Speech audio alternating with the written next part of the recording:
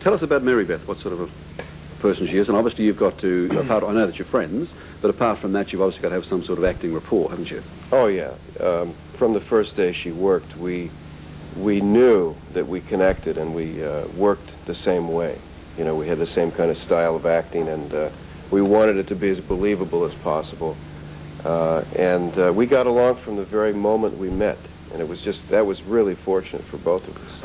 I read of little secrets, I mean, just in terms of eye contact and so on, if you sort of try and lift her game, if she's trying to lift your game. What is that? What, in terms of acting, there's almost like a, I mean, you've got to work as a team, haven't you? Oh, yeah. No, you know, our motto was always, if we don't have anything else happening at the moment, we've got each other.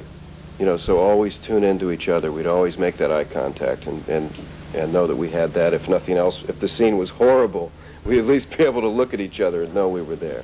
Yes. Now, what about it's public knowledge that you're out of the series in America now, although we're about 2 years behind, I think. Yeah, I've been gone since last September. All right. Is there any way that, can the miracles of science bring you back? Well, certainly they can write anything they want, but to get me to sign the papers and come back is going to be very hard, because I really don't plan on doing it. But I understand that you've sort of gone to another world. It'd be fairly difficult to actually bring you back, wouldn't it? Well, you know, the way it happened, the last thing that happened to me was there was some type of IV bag that actually killed me in the end. And they say that that could have been a type of fluid that put me in a state of suspended animation. Okay? So they could have had to, you know, switch the coffins or something and taken me off and put me in some scientist's, you know, place, and I might come back. Now, have we had the wedding here yet? No. So the wedding's... Hang on. Some say yes and no. No? Oh, you're Newcastle. Depends on where you're from. Well, you're about 5 years behind. No offense. So some in Sydney and capital cities we've had it. We've got a plane crash. Yeah, yesterday, curry. This will seem like a foreign language to you. Just run with it. Just go with the flow. But Kayla and Patch have a baby. Yes. Stephanie, we've got a shot of Stephanie. Stephanie's a beautiful.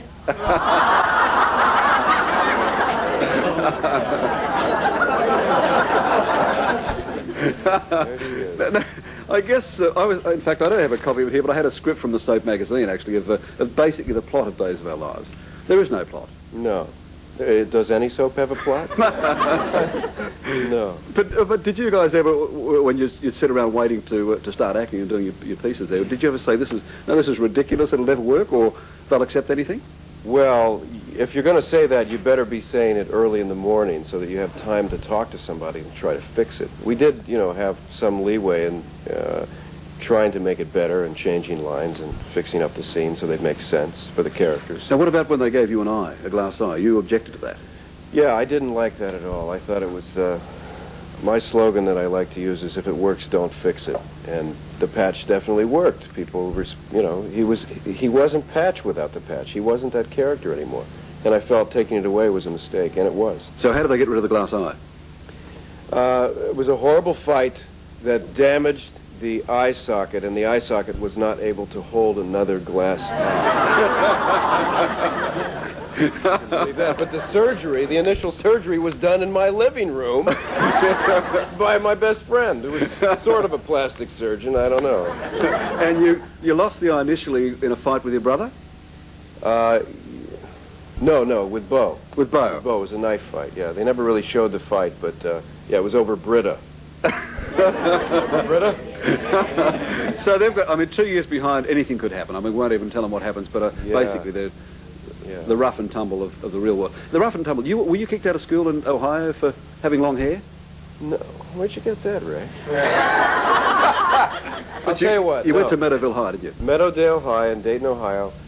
I was one of 2 kids in school at that time who had long hair. I mean, I was one of the original hippies in Ohio, and they didn't like me. So they decided to use my poor attendance as an excuse for throwing me out of school. And some years later, they called you back.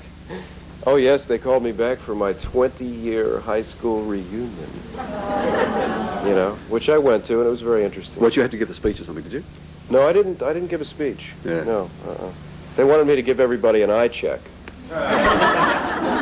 Well, just quickly, what now then? I know you're out here for the Soaps, we'll give some dates for that, but Right. Apart from that, you're back doing theatre, live stage work. You've done a Yes. film with Whoopi Goldberg? Yeah, I did a film called Soap Dish, which I don't think has come here yet. Soap Dish. In which you Yeah. play another soapy star. Actually, I play myself. It's a special appearance.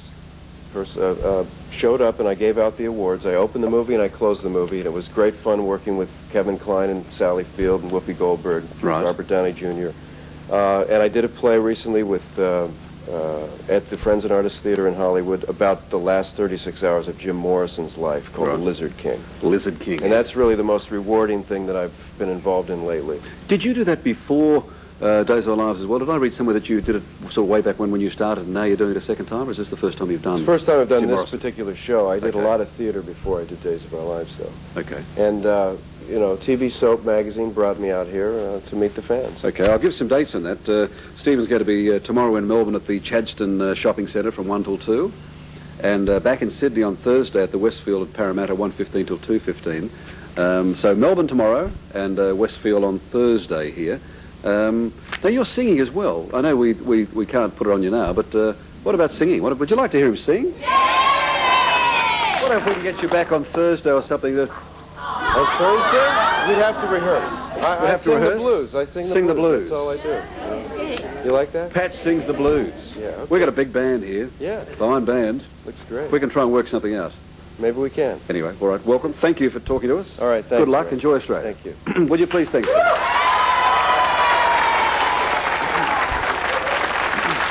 We'll see what we do. I should make the point as well that Steve is out here with his wife and children. The wife is 6 months pregnant. Yes, sir. How did she survive the flight? Good? Oh, Dylan kicked her all the way over. We wish them well. Thank you for that. Thank you. Out of the Blue is